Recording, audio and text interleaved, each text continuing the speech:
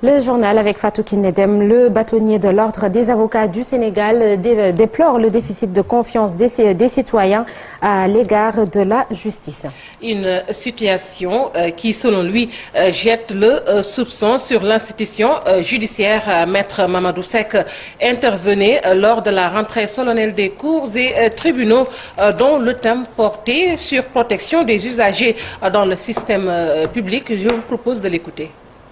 Notre justice n'a pas été épargnée ces derniers temps, où nous avons été témoins généralement d'une confrontation entre les institutions et les citoyens, dont les formes comme les raisons ont pu laisser perplexes certains. Les commentaires sont aisés, fréquents, rarement convergents, et les attentes des uns et des autres souvent teintées de contradictions.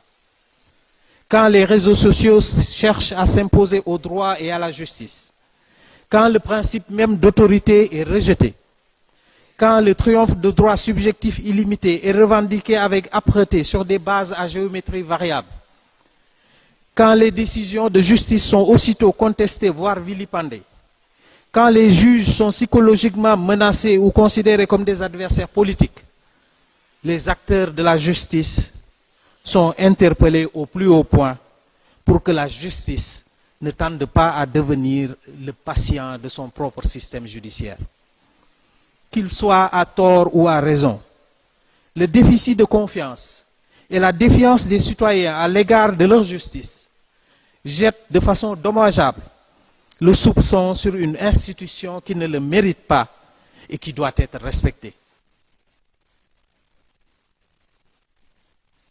De l'actualité politico-judiciaire, la plateforme Macky pour 2024 répond à Ousmane Sonko. Et c'est par une conférence de presse, elle estime qu'il faut fixer des repères dans le pays. Thérèse Faye Diouf, leur porte-parole du jour, déclare que la violence est inacceptable dans le champ politique. Je vous propose de l'écouter. Elle est au micro de Maïmouna Ndiaye. Le but de sa manœuvre politique est simple. L'élimination à tout prix de Macky Sall pour tenter d'échapper à la justice. Le recours artificiel à la stratégie de la terreur ne passera pas, chers amis. La question est simple. Ousmane Sonko voulait un procès. Celui-ci va se tenir et le voilà qui panique. Parce que la vérité sur ces faits, méfaits plutôt, va éclater au grand jour. Ce langage ordurier, érigé en style politique, ne peut ébranler la justice de notre pays. À M. Amintine, que nous avons suivi aujourd'hui, politicien déguisé de son état, à savoir raison garder. Ces prédictions d'une guerre civile sont loin de la réalité sénégalaise. La République restera debout, le Sénégal reste ce pays indivisible, n'en déplaise aux rentiers de la tension, aux postures hypocrites, militants cachés de Ousmane Sonko, aux attitudes Voilà, Sokhna Nata. Et puis le député Serigne Cheikh Abdou Bara Dolly appelle les acteurs politiques à plus de responsabilités en bénissant les discours qui incitent à la violence. Il fait référence aux propos de Ousmane Sonko tenus lors de son meeting à Keur Massar. Selon le vice-président du groupe parlementaire Liberté, Démocratie et Changement, personne ne peut rester indifférent face à la situation qui se dessine présentement au Sénégal. Il a aussi rappelé au président Macky Sall son devoir de préserver la paix sociale. Cheikh Bara Mbacké Dolly, que je vous propose d'écouter, c'est depuis les États-Unis. Je demande aux hommes religieux d'inviter les hommes politiques au dialogue. Ils doivent parler au président Macky Sall et à Ousmane Sonko, rencontrer le pouvoir, l'opposition et la société civile pour calmer la tension. Le Sénégal est un pays de démocratie. Nous devons bannir certaines pratiques dans l'espace politique La paix n'a pas de prix. Ceux qui nous dirigent doivent comprendre que tôt ou tard, ils vont quitter le pouvoir. On a tous vu ce qui s'est passé dans les pays de la sous-région. Le Sénégal nous appartient tous. On ne doit pas accepter que les événements de mars se reproduisent. On ne peut pas vivre en paix sans une justice indépendante. Personne ne peut gouverner un pays dans la violence. Voilà, c'était le député Cheikh Abdou Bara Dolly qui appelait les acteurs politiques à plus de responsabilités en bannissant la violence. Plutôt, à Thiès, vive tension à la gare routière de Thiès. Des échauffourées ont éclaté entre chauffeurs, grévistes et non grévistes. Les grévistes veulent un arrêt de travail pour tous les chauffeurs. Il a fallu l'intervention de la police pour disperser les manifestants. Cher Anta Diop et Seylatir pour plus de détails. La gare routière de Thiès s'est réveillée ce matin de façon brutale. Des échauffourées ont éclaté entre les chauffeurs apprentis grévistes et les autres qui ont décidé de ne pas respecter le mot d'ordre. Ils en ont venu sérieusement aux mains. Ça fait 6 jours, on est en train de mener une grève pour les mesures que l'État a prises. C'est aujourd'hui, les chauffeurs sont révoltés parce qu'on a vu que depuis le premier jour, il y a peu de taxis qui roulent sur la terre dans la commune de Thiès. Les chauffeurs disent qu'il faut que les autres chauffeurs fassent comme nous. Arrêter le travail jusqu'à l'État appelle pour une négociation. Le porte-parole des grévistes invite l'État à des négociations pour trouver le plus rapidement possible une solution à cette crise. Tout ce qu'on veut, les 23 points, qu'il le met à poubelle. L'État venir avec les nouvelles propositions qu'on discute avec nous. C'est ça qu'on veut. Depuis 3 ans, nous, on parle directement avec le ministère du Transport. On veut que l'État mette un centre de formation professionnelle pour les chauffeurs. Parce que les chauffeurs méritent mieux que les étudiants et les autres corps. Si l'État veut que les situations changent. 3 personnes ont été arrêtées dans les rangs des grévistes par les forces de l'ordre qui sont intervenues de façon prompte pour éviter le pire. Voilà, et puis parlons sport, Sokhna Nata, avec l'équipe nationale du Sénégal qui a déjà fait mieux qu'en 2011 lors de sa dernière participation. Elle s'est qualifiée en quart de finale en terminant première du groupe B. La sélection de Pape Thiaw en confiance vise au moins une place en demi-finale. Reportage Cheikh Sadibou Diarra. Algeria, Annaba City. L'équipe nationale locale du Sénégal est en quart de finale du CHAN 2023. Elle finit première du groupe B avec 2 victoires, 1 défaite, 4 buts inscrits, 1 seul encaissé et espère faire mieux qu'en 2009 avec une place de demi-finaliste. L'appétit vient en mangeant. Aujourd'hui, on était venu pour vraiment... Notre objectif, c'est de sortir le match de groupe. On savait qu'on était dans un groupe très relevé, qui n'était pas facile. Et maintenant, quand on est en quart, on sait que l'objectif sera les demi. Donc voilà, aujourd'hui c'est ça. Et on est content d'être en quart vraiment parce qu'on voulait, et surtout on voulait rester ici dans cette ville qui nous porte vraiment bonheur, que ce public nous adopte. Nous donne cette qualification à notre football local, le football local du Sénégal. Lamine Camara, le joueur sénégalais le plus en vue du premier tour, n'a pu terminer la rencontre face à la République démocratique du Congo. Mais c'est plus de peur que de mal.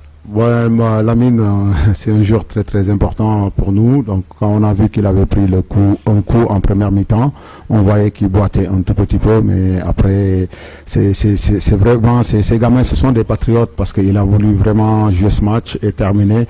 Et à la mi-temps, bon, je lui ai posé la question parce que avec aussi le staff médical, on a discuté pour le laisser un tout petit peu et quand on a vu qu'il a pris un autre coup, on l'a de suite sorti pour le préserver. L'équipe nationale locale du Sénégal joue son quart de finale ce vendredi à 19h à Annaba.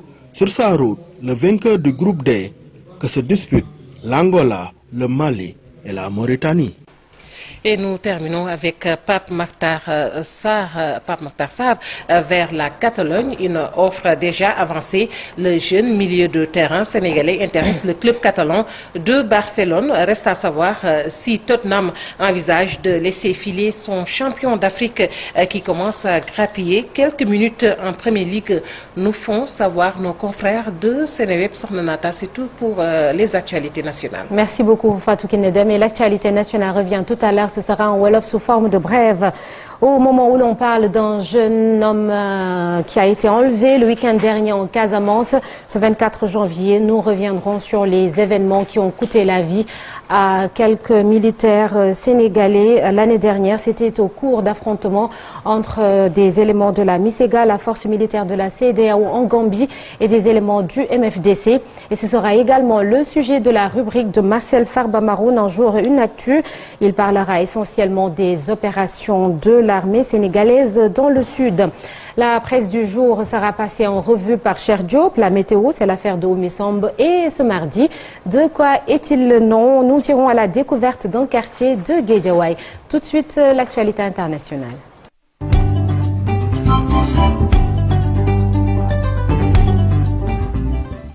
Nous restons avec Fatou Kinedem, direction le Mali. Iyad Akrali, le leader de Ansar-ud-Din, est dans la région de Ménaka pour recruter de nouveaux combattants. Et il s'affiche personnellement la dernière fois qu'il s'était montré, Iyad Akrali, participer à un facture banquier célébrant la libération de centaines de combattants djihadistes relâchés par le Mali en échange de plusieurs otages, dont la figure politique malienne Soumaïla Cissé et la française Sophie Petronim.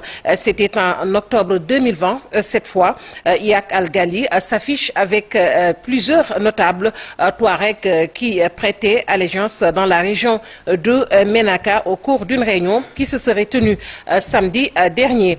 Et puis l'Algérie et l'Italie qui veulent renforcer leur coopération énergétique par le biais d'une série de mémorandums signés lundi lors d'une visite de 2 jours du Premier ministre italien Giorgia Meloni. L'Algérie est déjà devenue le principal fournisseur de gaz naturel du pays, l'Italie cherchant des alternatives au gaz russe depuis son invasion de la Russie en février dernier. Les accords soulignent l'ambition de l'Italie de devenir un centre énergétique pour l'Europe basé sur les importations d'Afrique en mettant l'accent sur l'Afrique du Nord et l'Algérie surnommée le plomb Mattei du nom de l'ancien PDG de la société énergétique italienne Eni, Enrico Mattei. La France a rapatrié 15 femmes et 32 enfants qui étaient détenus dans les camps de prisonniers djihadistes dans le nord-est de la Syrie. C'est une annonce du ministère des Affaires étrangères. Les mineurs ont été remis au service chargé de l'aide à l'enfance et feront face d'un suivi médico-social. Et quant aux femmes, elles sont remises aux autorités judiciaires. Et nous terminons avec cette double fusillade qui a fait 7 morts dans 2 exploitations agricoles lundi près de San Francisco en Californie, ont indiqué des médias américains, notamment des chaînes locales. Le suspect soupçonné d'être à l'origine de 2 faits a été arrêté, a annoncé sur Twitter le bureau du shérif du comté de San Mateo qui comprend la ville de Half Moon Bay où ont eu lieu les drames. Une conférence de presse était prévue sur Nanata. C'est tout pour l'actualité hors de chez nous. Merci beaucoup Fatou Kinedem. Rendez-vous tout à l'heure pour la version Wolof de l'actualité hors de nos frontières. Dans la seconde partie de l'émission, Abdoulaye Cissé sera là pour la chronique du jour. Abdoulaye Cissé qui parle du Sénégal comme d'un bateau à la dérive et s'interroge, y a-t-il un commandant à bord? Et aux alentours de 8h40, nous recevrons sur ce plateau Maître Moussa Bocar Thiam. Il est le ministre de la Communication, des Télécommunications et de l'économie numérique. Tout de suite, la revue de presse avec Cher Diop.